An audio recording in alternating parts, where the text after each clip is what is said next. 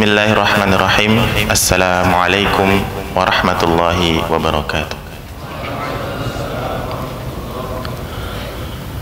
Alhamdulillahirabbil alamin. Wa bihi nasta'inuhu ala umurid dunya waddin.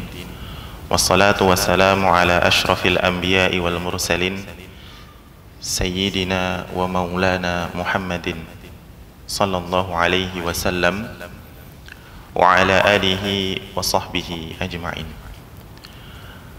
Allahumma inna nas'aluka ilman nafi'an wa rizqan tayyiban wa amalan mutaqabbala. Hayyakumullahu wallahu yubarik fikum. Para hadirin dan hadirat jamaah salat subuh Masjid Al-Islam yang dirahmati Allah Azza wa Jalla. Alhamdulillah, puji syukur kehadirat Allah pada pagi hari ini, hari Sabtu 12 Ramadan 1442 Hijriah. Allah berikan kesempatan kepada kita untuk tetap melanjutkan ketaatan berupa kebaikan menuntut ilmu di dalam majelis yang insya Allah diberkahi oleh Allah Azza wa Jalla ini. Amin ya rabbal alamin. Salawat dan salam semoga selalu tercurahkan kepada Nabi Muhammad sallallahu alaihi wasallam, kepada para istrinya, kepada para keluarganya, para sahabat-sahabatnya radhiyallahu anhum wa radu'an, dan kepada para pengikutnya hingga akhir zaman. Mudah-mudahan kelak di hari kiamat kita termasuk ke dalam barisan beliau, masuk di dalam barisan beliau, mendapatkan syafaat dari Nabi Muhammad SAW, dan bisa bertetangga dengan beliau di jannahnya Allah Azza wa Jalla. Amin ya rabbal alamin. Jamaah sekalian yang dirahmati Allah Azza wa Jalla, pada pagi ini kita akan berbicara tentang beberapa pelajaran akhlak yang bisa kita ambil dari ilmu faraid. Jadi pagi-pagi udah faraid aja ya mahasiswa ya. Subhanallah. Kalau saya lihat postingan di Instagramnya Al-Islam, itu ketika kajian pagi santri itu bawa buku catatan. Pagi ini kok nggak bawa buku catatan gitu. Hanya beberapa saja. Saya husnudzon materi ini sudah di luar kepala buat mahasiswa. Faraid Sogir Ustaz, Masya Allah. Kemudian atau memang ya tadi, memang pelajaran ini pelajaran yang kayaknya sulit tetapi ternyata rumit. Artinya bisa membantu kita, khususnya orang-orang yang usianya 14 tahun ke atas, untuk mengoptimalkan kinerja otak. Jadi di antara hak otak kita itu adalah diberikan stimulus, diasah supaya tetap tajam. Maka di antara salah satu wasilahnya adalah dengan belajar ilmu faraid. Ayyuhal ahibba arsyadani wa arsyadakumullah. Tentunya kita tidak akan menghitung masalah orang hilang, munasakhot atau banci muskil ya pada pagi hari ini. Kita hanya bicara masalah akhlak. Jadi pelajaran akhlak apa yang bisa kita ambil dari mempelajari ilmu faraid. Dan ini adalah sesuatu yang sangat urgen, karena Rasulullah Shallallahu Alaihi Wasallam tidaklah diutus kecuali untuk menyempurnakan akhlak yang mulia. Dan pada setiap syariat Islam yang dibawa oleh Nabi Muhammad, syariat apapun itu, di dalamnya terdapat nilai-nilai akhlak, nilai-nilai budi pekerti yang luhur. Nah, alangkah baiknya apabila kita mengingat sebuah hadis Nabi Muhammad yang berbunyi, la tazula qadama 'abdin yaumal qiyamah hatta yus'ala an umrihi fima afna. Seorang hamba besok pada hari kiamat itu ketika berada di persidangan mahsyar itu kakinya tidak akan beranjak satu langkah pun kecuali setelah ditanya 4 hal. Yang pertama tentang umurnya, untuk apa? Kalau yang masih kecil, adik-adik ditanya, umur kamu buat apa? Mainlah, Ustaz. Dunia kami kan dunia main gitu. Mahasiswa ditanya, misalnya meninggal setelah kajian subuh terus ditanya, kamu umurmu ketika mahasiswa digunakan untuk apa? Berani jawab, mainlah gitu? Tentu tidak. Apalagi bapak-bapak ya, yang sudah tua. Mohon maaf ya bapak-bapak ya. Bapak-bapak, umurnya digunakan untuk apa? Nah, itu harus dijawab. Harus dijawab. Kemudian wa'an ilmihi fima fa'ala, dan tentang ilmunya itu digunakan untuk apa? Allah itu mengangkat derajat orang-orang yang berilmu. Maka orang-orang yang berilmu pun kelak akan dimintai pertanggungjawaban terhadap ilmunya. Dia amalkan atau tidak, dia ajarkan atau tidak, dia menyembunyikannya atau tidak. Maka ini semua akan dimintai pertanggungjawaban. Oleh sebab itu kita selalu meminta kepada Allah ilmu yang bermanfaat, yang mengarahkan kita kepada amal-amal yang diterima. Kemudian wa'an malihi min aina iktasabahu wa fima anfaqahu, dan tentang hartanya, dari mana dia dapatkan dan untuk apa dia gunakan. Nah, barakallahu fikum, pembahasan ilmu faraid itu lebih kepada bagaimana kita mengelola harta kita, sedikit atau banyak. Ilmu faraid itu bicara tentang bagaimana mengelola harta kita. Ayohal hadirun rahimakumullah ta'ala, for your information, jadi ilmu faraid ini sekali lagi hukum mempelajarinya adalah fardu kifayah. Fardu kifayah, tidak wajib untuk semua umat Islam, tetapi harus ada sebagian dari umat Islam itu yang mempelajari ilmu faraid, harus ada untuk menggugurkan kewajiban dari umat Islam yang lain. Maka alhamdulillah pada pagi ini telah hadir bersama kita semua para jamaah santriwan, santriwati yang mewakili seluruh alumni Al-Islam dari angkatan 1 sampai calon santri baru di seluruh dunia. Ini Masya Allah, pahalanya banyak. Antum mewakili mereka semua di sini. Begitu juga santriwati mewakili pesantren putri dari seluruh dunia. Nah, fardu kifayah ini pahalanya besar. Mengapa? Sekali lagi, karena dengan kita mengamalkan amalan fardu kifayah, kita menggugurkan kewajiban dari saudara muslim kita yang lain. Nah, yang mau izin boleh, makanya pada majelis ini yang mau izin boleh, tapi jangan dong, belum selesai. Nah, barakallahu fikum, ada beberapa akhlak mulia yang kita bisa asah dengan mempelajari ilmu faraid. Yang pertama adalah melatih sikap adil. Melatih sikap adil. Jadi orang yang belajar faraid, dia akan tahu prosentase, pecahan-pecahan, setengah, seperempat, 1/8, 1/3, 1/6, 2/6, 2/3. Ada yang kelewat nggak, Ahi? Seperdua sama sepertengah sama. Setengah, Masya Allah.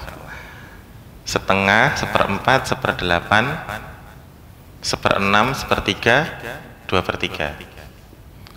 Nah, Allah telah menetapkan bagian-bagian ini untuk orang yang berhak mendapatkan warisan. Nah, dari situ kita berusaha untuk bersikap adil. Wad'u syai' fi mahalli. Kita tempatkan sesuatu pada tempatnya, pada haknya.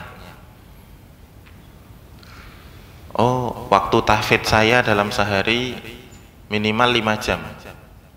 Mahasiswa biasanya kalau hari-hari normal waktu tahfidznya 5 jam, betul ya? Pada subuh 1,5 jam, kemudian pada asar 1 jam, 2,5 jam, kemudian pada zuhur berapa jam biasanya tahfidz pada zuhur? Setengah jam, baik 3 jam. Kemudian malam hari 2 jam, pada isya 1 jam, qobla subuh 1 jam, pas 5 jam. Itu dibatasi supaya antum tidak tahfidz 24 jam. Biar nggak ngaji terus gitu. Ya harus mandi, ya harus makan gitu. Itu dibatasi 5 jam. Biar nggak tahfidz terus. Kemudian ada pelajaran, kemudian ada kegiatan organisasi dan lain sebagainya. Nah, itu ada pecahan-pecahannya. 1/4 dari 24 jam untuk istri. Ya, bapak-bapak ya. Untuk istri karena belum punya anak. 1/4 dari 24 jam untuk istrinya. 6 jam berarti untuk istrinya. Banyak juga, Masya Allah. Misalnya. Atau misalnya kalau sudah punya anak, waktunya untuk istri 1/8. 3 jam saja untuk istri. Selainnya ngurusin anak, bantu ngurusin anak, cari nafkah, tidur, dan lain sebagainya. Nah, mempelajari hitungan-hitungan ini insya Allah membantu kita untuk bersikap adil. Karena kalau kita perhatikan komposisi pecahan dalam pembagian ilmu waris ini unik, sangat unik dan menarik, tidak mungkin salah karena ketetapannya berasal dari Allah Azza wa Jalla.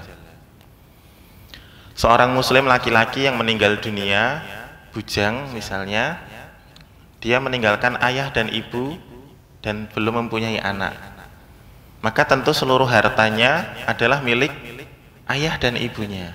Ibunya mendapatkan 1/3, sisanya untuk ayahnya. Maka apabila ada seorang anak kemudian dia dekat dengan orang tuanya, tempat tinggalnya misalnya, maka hendaknya waktu dia yang paling banyak adalah untuk berbakti kepada mereka.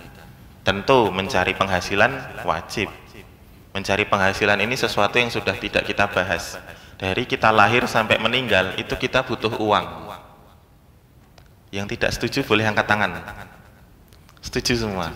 Kita lahir butuh uang, meninggal pun butuh uang. Buat infak ambulan DDC, ya kan ya. Nganterin jenazah ke pemakaman, minimal segitu. Nah, barakallahu fikum ayyuhal ikhwah yang dirahmati Allah Azza wa Jalla. Belajar ilmu faraid itu menjadikan kita memiliki perhitungan yang matang, alim. Kita akan menjadi orang yang alim, menjadi orang yang pintar, tidak gegabah dalam mengambil keputusan. Perhitungannya itu rapih. Nggak apa-apa, nggak suka matematika. Yang penting ngerti cara menghitung uang. Setuju? Nah, setuju. Nggak suka matematika nggak apa-apa, tapi tahu cara menghitung uang. Ini penting sekali. Disebutkan dalam sebuah hadis dari Nabi Muhammad SAW, al ilmu salasah. Ilmu itu cuma ada 3. Yang pertama, yang selainnya itu sekunder, artinya tambahan. Yang pertama adalah ayatun muhakkamah, ayat-ayat yang sudah jelas ketentuannya. Kemudian sunnatun qaimah, sunnah Nabi Muhammad SAW yang dikerjakan. Dan yang terakhir faridotun adilah, ilmu faraid adilah, yang adil. Nah, makanya tadi kita sampaikan bahwa mempelajari ilmu faraid ini bisa melatih akhlak mulia yang ada di dalam diri kita itu untuk menjadi pribadi yang adil. Lalu apa keutamaannya kalau kita menjadi orang yang adil? Kita akan mendapatkan naungan di hari kiamat, di mana tidak ada naungan kecuali naungan dari Allah Azza wa Jalla, imamun adil. Atau doa-doa kita insya Allah dikabulkan. Jadi pemimpin yang adil itu doanya dikabulkan oleh Allah Azza wa Jalla. Nah, barakallahu fikum, para jamaah sekalian yang muslim maupun yang muslimah, apabila menjadi pemimpin dalam sebuah urusan dan kita sudah berusaha bersikap adil, jangan lupa untuk berdoa, karena doanya pemimpin yang adil dikabulkan oleh Allah Azza wa Jalla. Kemudian selain memberikan kepada kita kemampuan untuk bersikap adil, kita pun bisa menjadi solusi dalam konflik keluarga. Tidak ada keluarga yang tidak punya konflik. Sekali lagi, tidak ada keluarga yang tidak punya masalah. Kalau dirinci, tidak ada keluarga yang tidak punya masalah finansial.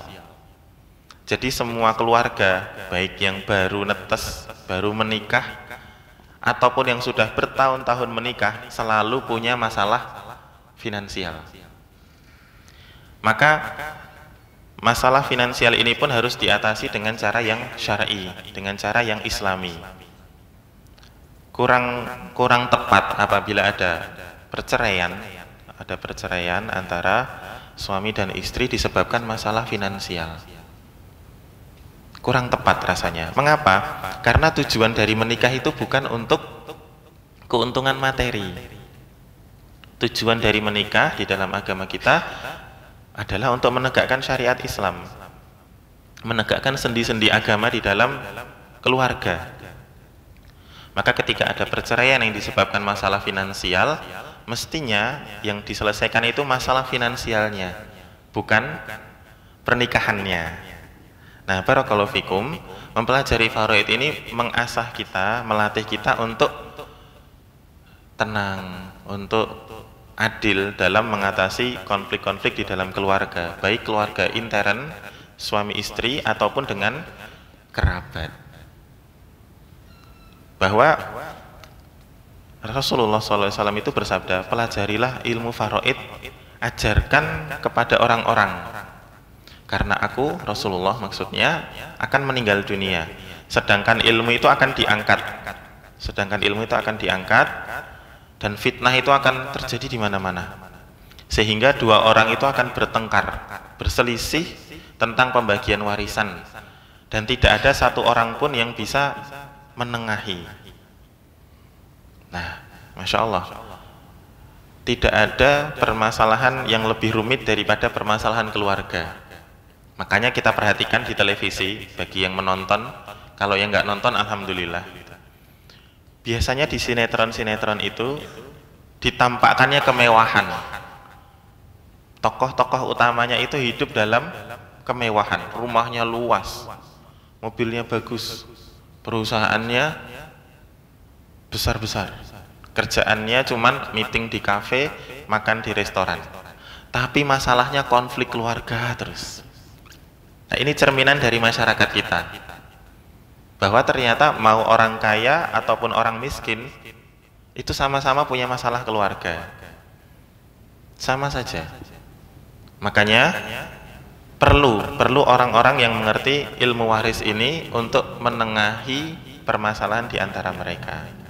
Nah, barakallahu fikum, sebagaimana dulu setelah kami sampaikan, khususnya di kelas, bahwa peletakan fahros, daftar isi di dalam kitab fikih, ilmu faraid ini diletakkan sebelum ilmu menikah. Jadi setelah thaharah, kemudian rukun Islam, kemudian ada babul buyu, ya kan ya, jual beli itu bagaimana kita mencari uang, kemudian babul faraid, bagaimana kita mengelola uang, kemudian babun nikah.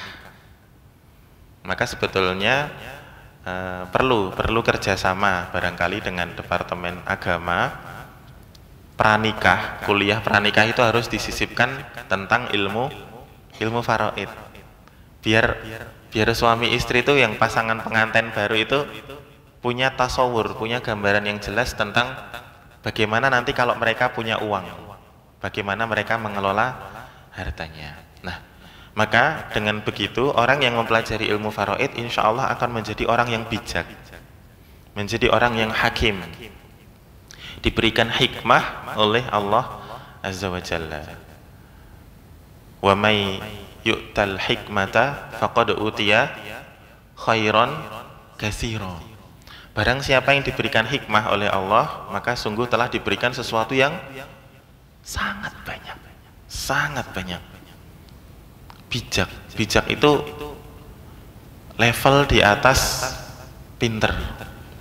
Jadi kalau pinter itu apa ya, gold, emas gitu ya, maka bijak ini black ball ya, bola hitam, iconic moment. Nah, iconic moment, ikonik, karena orang bijak itu sangat jarang, dapetinnya susah. Maka kita perlu mempelajari ilmu faraid ini dalam rangka melatih diri menjadi orang yang bijak, yang solutif, yang ilmunya itu bisa menjadi resep untuk masalah-masalah dalam kehidupan. Jadi tidak setiap obat itu cocok untuk penyakit. Misalnya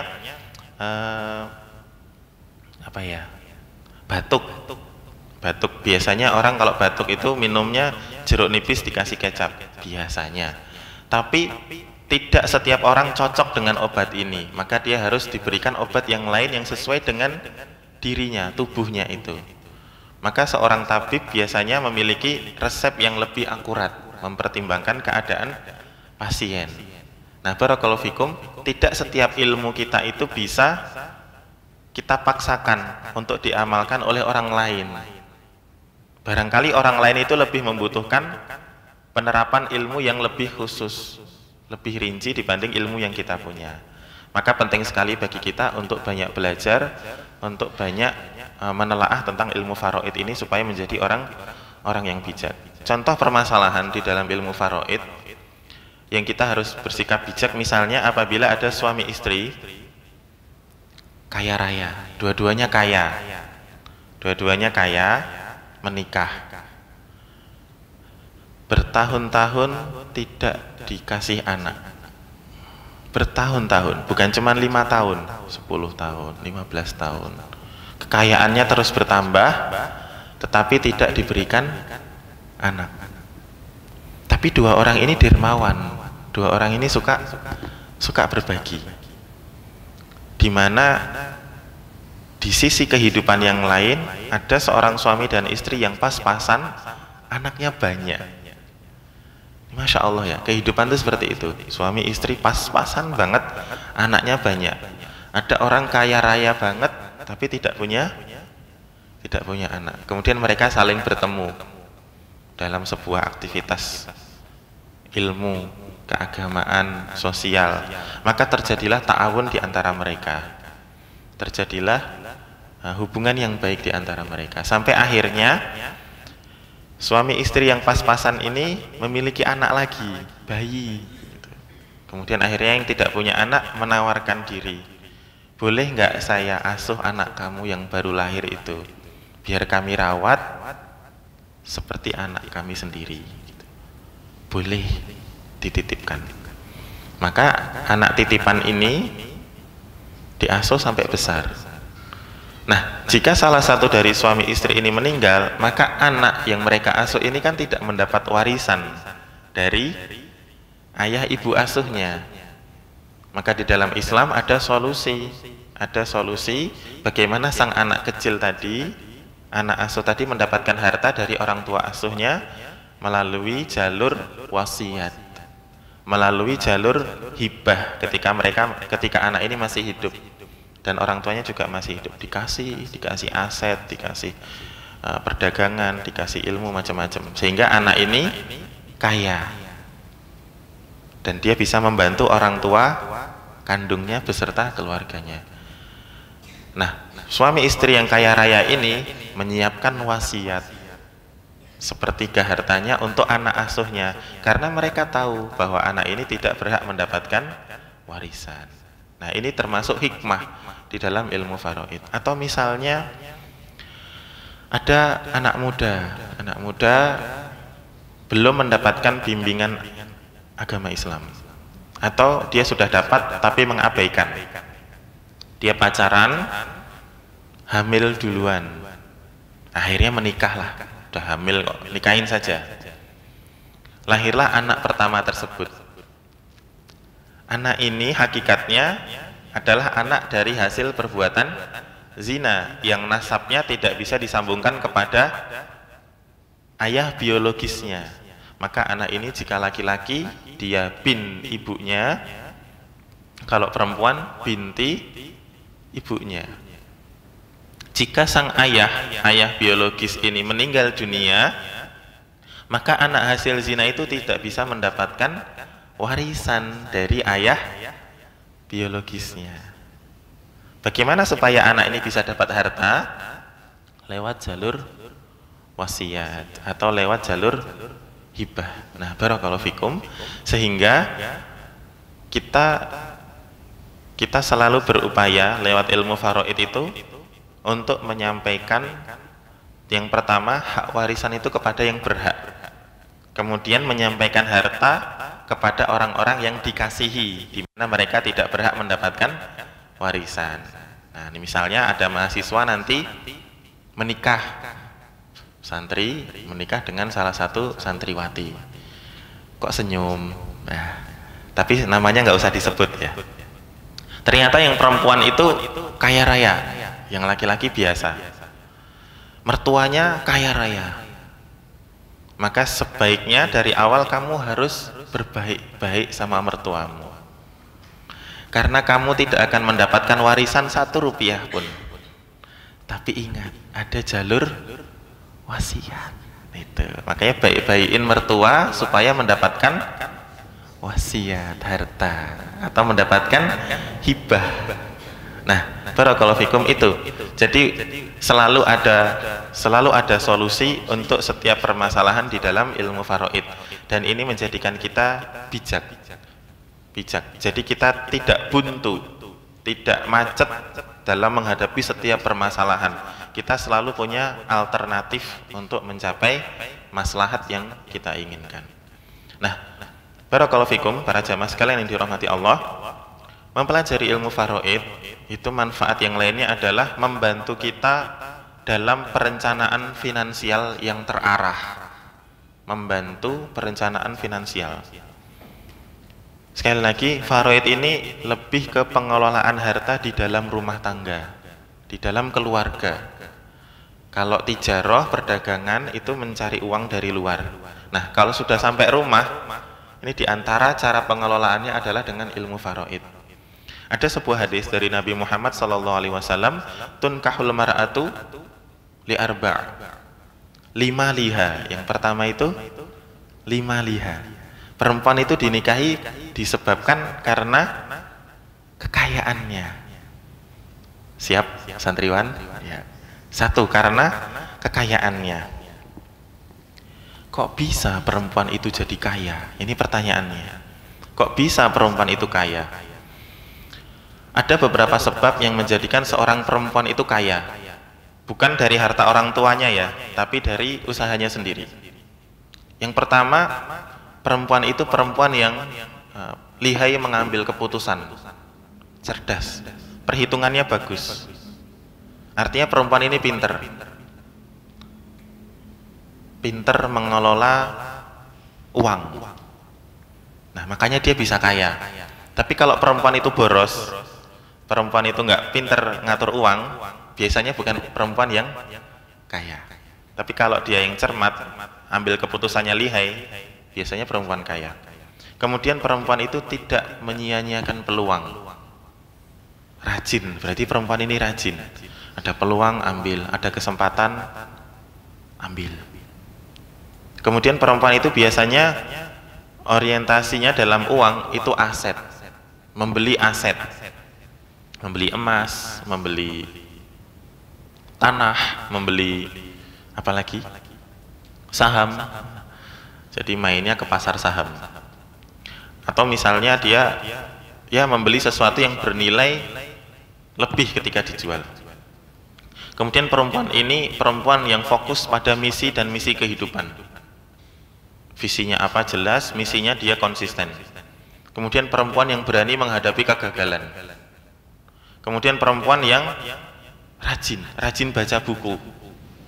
Rajin baca buku karena dengan dia banyak membaca itu pengetahuannya luas.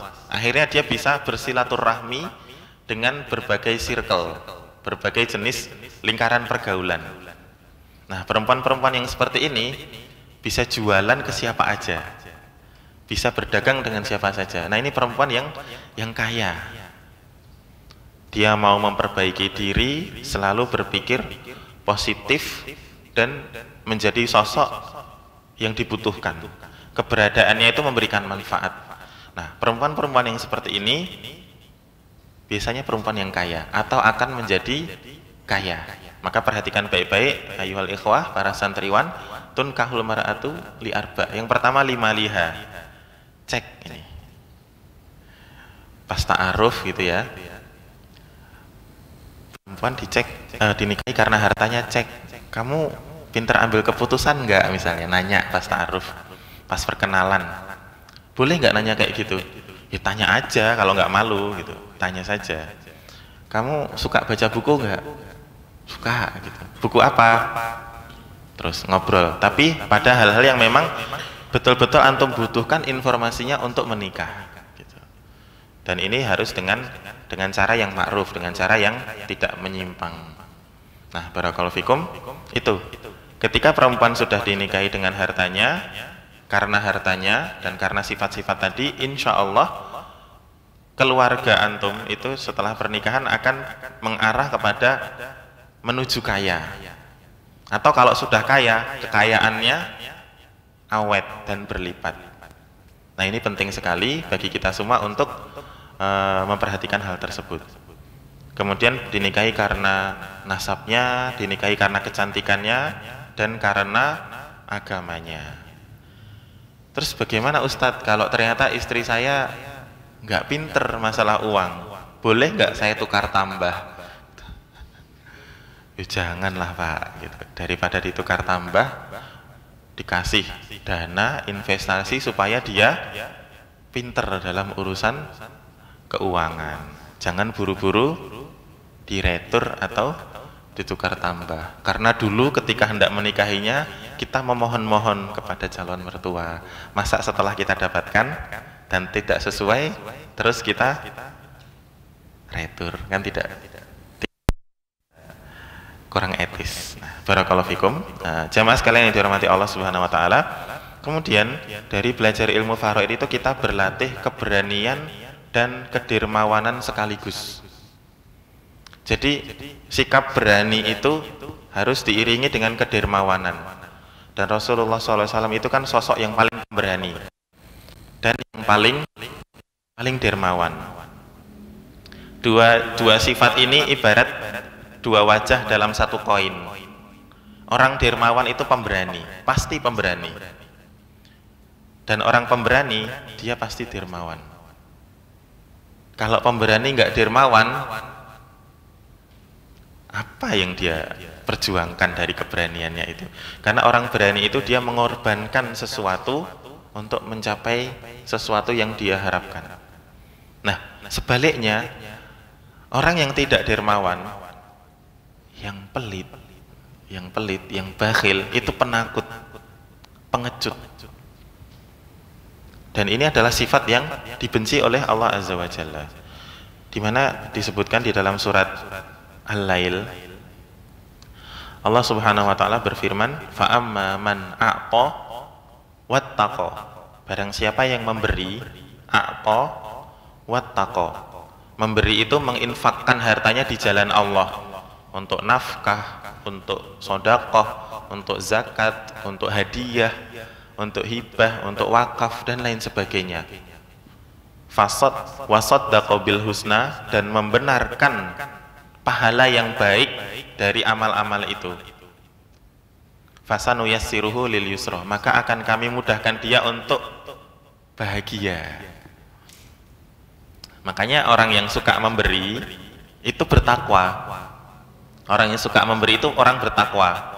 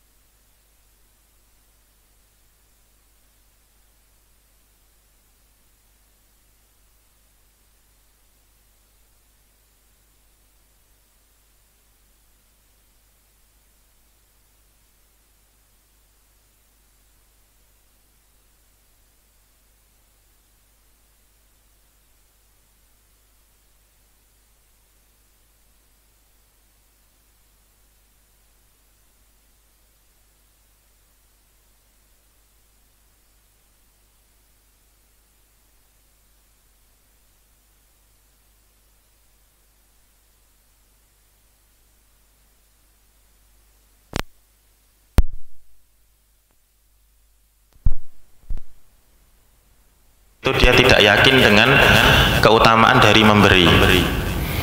Wa kadzdzaba bil husna, ya, mendustakan kebaikan yang dia dapatkan atau yang akan dia dapatkan kalau dia memberi.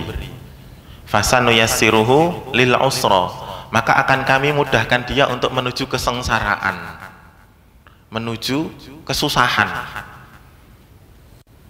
Jadi ada beberapa keluarga itu yang tipe suaminya pelit, mukul, ngomongnya kasar. Nah, ada keluarga yang tipe suaminya seperti ini, udah pelit,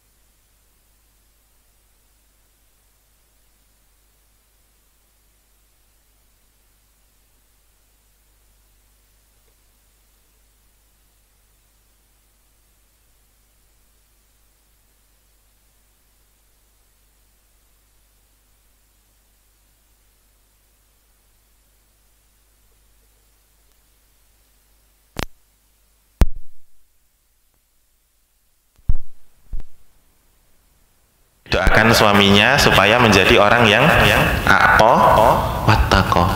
Doa yang pertama belum dikabulkan, doa yang kedua belum dikabulkan, terus doa barangkali doa yang kesemiliar kali dikabulkan sama Allah Azza wa Jalla barangkali. Maka janganlah kita berhenti berdoa, meminta keunggulan, meminta kenyamanan hidup di dalam syariat Islam ini. Nah, barakallahu fikum. Ayyuhal jamaah sekalian, hadirin hadirat yang dirahmati Allah Azza wa Jalla. Demikian, ada beberapa pelajaran akhlak yang bisa kita ambil dari belajar ilmu faraid. Saya ulangi, yang pertama, kita bisa menjadi orang yang adil, yang bisa sesuai porsinya kepada orang-orang terdekat dan yang paling kita kasihi, paling kita sayangi. Siapa mereka? Ayah dan ibu, kemudian pasangan, kemudian anak-anak, begitu juga dengan kerabat terdekat. Seandainya kita menjadi orang yang kaya raya, maka bisa memberi, bahwa bagian paling banyak tetap untuk anak. Yusikumullahu fi auladikum, bahwa Allah telah berwasiat, wahai para orang tua, tentang anak-anak kalian. Bagian paling banyak adalah tetap untuk anak-anak. Itulah mengapa setelah pernikahan dan memiliki anak, pengeluaran terbesar itu adalah untuk anak, melebihi pengeluaran untuk istri ataupun suami. Maka tidak elok jika ada suami atau istri memiliki anak, pengeluaran terbesarnya justru untuk diri sendiri dan bukan untuk anak-anaknya. Kemudian untuk orang tua, bagaimanapun keadaannya, orang tua itu selalu, apabila kita punya anak, ayah ibu kita masing-masing mendapatkan 1/6, istri kita 1/8, bahwa bagian orang tua itu selalu lebih banyak daripada bagian istri ataupun daripada bagian suami. Nah, barakallahu fikum. Oh maaf, bagian orang tua selalu lebih banyak daripada bagian istri. Adapun suami selalu lebih banyak daripada bagian orang tua.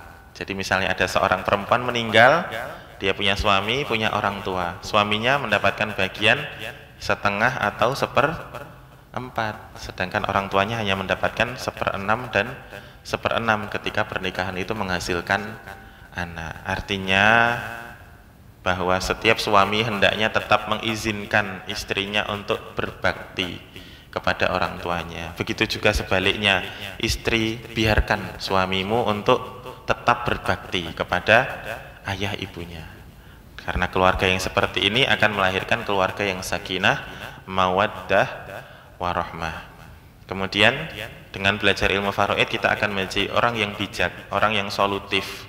Karena perhitungannya matang, kadang-kadang tidak sesuai, nggak cocok nih, maka dia harus mencari jalan lain yang sesuai dengan tinjauan syariat Islam.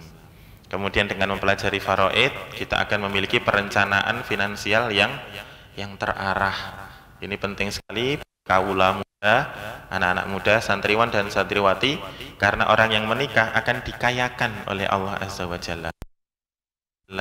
Allah akan mengayakan untuk dia. Maka kekayaan itu harus dengan cara yang syar'i. Kemudian yang terakhir, dan ini yang menurut saya paling utama, bahwa mempelajari faraid itu akan menjadikan kita sosok yang pemberani sekaligus dermawan. Pemberani sekaligus dermawan, dan jauhkan dari sifat bakhil dan pengecut. Allahumma inni a'udzubika minal hammi wal hazan wal ajzi wal kasal wal bukhli wal jubni. Itu dirangkai, wal bukhli wal jubni, karena pelit sama pengecut itu satu paket. Wal bukhli wal jubni wadul aidaini wa ghalabatir rijal. Alhamdulillahirabbil alamin. Demikian kajian kita untuk pagi ini. Mudah-mudahan yang sedikit ini bermanfaat, khususnya bagi kami pribadi dan untuk kita semua. Kami mohon maaf atas segala kesalahan dan kekurangan. Subhanakallahumma bihamdika asyhadu alla ilaha illa anta astaghfiruka wa atubu ilaik. Jazakumullahu khairan katsiran wa sallallahu ala nabiyyina Muhammadin sallallahu alaihi wasallam wa ala alihi wa sahbihi ajma'in walhamdulillahirabbil alamin. Assalamualaikum warahmatullahi wabarakatuh.